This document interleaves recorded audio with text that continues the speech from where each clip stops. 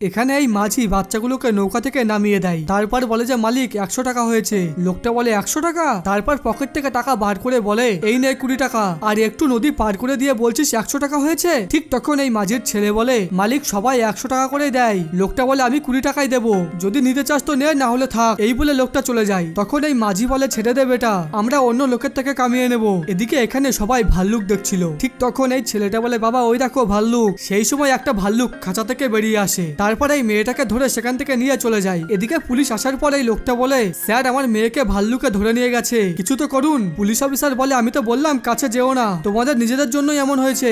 এদিকে মেয়েটা তার বাবাকে ডাকতে থাকে। লোকটা বলে ওই দেখুন স্যার আমার মেয়েকে জলের মধ্যে নিয়ে গেছে। এদিকে মাঝি বলে আরে মালিক চিন্তা করবেন না, আমি ওকে বাঁচিয়ে আনছি। এই বলে মাঝি তার ভেলাটা নিয়ে গিয়ে মেয়েটাকে যত সহকারে সেখান থেকে নিয়ে আসে। তারপর লোকটা তার মেয়েকে তুলে নেয় আর বলে যে ভাইয়া তুমি আমাকে ক্ষমা করে দাও, আমি তোমার সাথে ওই রকম করার পরও তুমি আমার মেয়েকে বাঁচালে, আর এই নাও তোমার পুরো 100 টাকা।